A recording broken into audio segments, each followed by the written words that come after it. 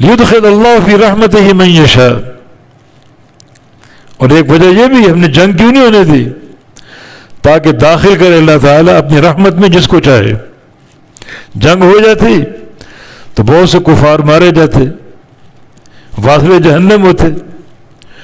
ہم نے ان کو زندہ رہنے دیا تو ان میں سے بہت سے نے اسلام قبول کر لیا، اللہ کی رحمت میں داخل ہو گئے، جہنم کے عذاب سے بچ گئے، جنت کا داخلہ ان کو نصیب ہو گیا. تو یہ بھی ایک عظیم حکمت ہے.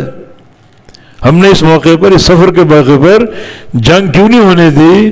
تاکہ یہ کفار زندہ رہیں، اور ان میں سے بہت سے نے اسلام قبول کر لیا اور اللہ کی رحمت میں داخل ہو گئے. یدخل اللہ فی رحمتہ من یشاء، تاکہ داخل کرے اللہ تعالیٰ اپنی رحمت میں جس کو چاہے. اور ظاہر ہے کہ اگر جنگ ہوتی اور وہ قتل ہو جاتے تو یقیناً اس کا اجر ہے بہت بڑا، کفار کو مارنے کا میدان جنگ میں. یہ کافر دھرتی کا بوجھ ہوتے ہیں، اور جو ان کی تانہ زنی اور جو اسلام کے خلاف ان کی تدبیریں، پلاننگیں، ان کا تعاون سارا ختم ہو جاتا. یہ بھی ایک بڑی کامیابی کی شے ہے. مگر اس سے کہیں بہتر یہ کہ وہ اسلام قبول کر لیں، جہنم سے بچ جائیں، جہنم کا ایندھن نہ بن سکیں.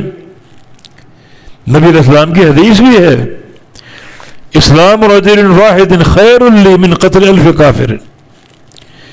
میری دعوت سے ایک کافر مسلمان ہو جائے یہ مجھے زیادہ پسند ہے کہ میری تلوار سے 1000 کفار کا قتل ہو.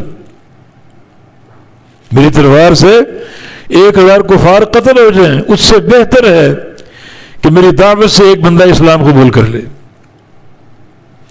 تو دعوت کا میدان ہمیشہ کھلا ہے.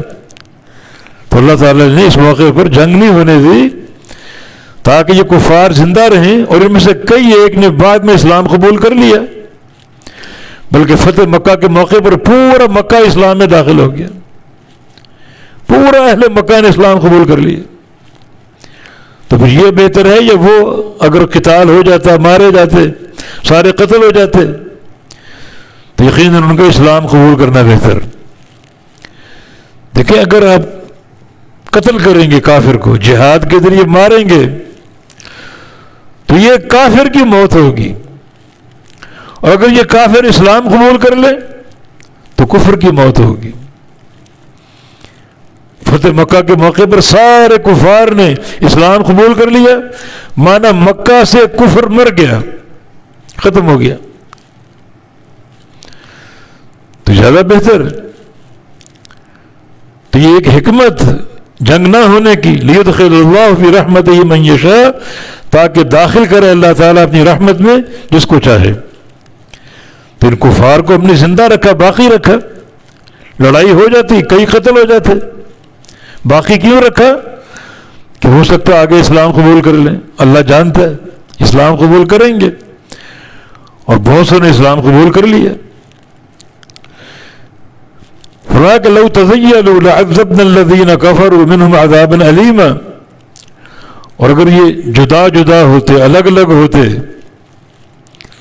یعنی جو کافر، جو مسلمان مکہ میں مقیم ہیں، چھپ کر رہ رہے ہیں، ان کے گھر اگر الگ ہوتے، بستی ان کی الگ ہوتی، محلہ ان کا الگ ہوتا،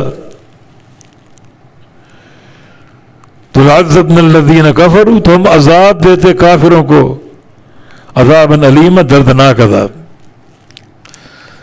اب چونکہ سارے آپس میں مخلوط ہیں، یہ کافر کا گھر ہے ساتھ مسلمان کا، پڑوسی آپس میں، محلے داری، ایک گلی میں مقیم، اور تمہیں پتہ بھی نہیں کون مسلمان اور کون کافر.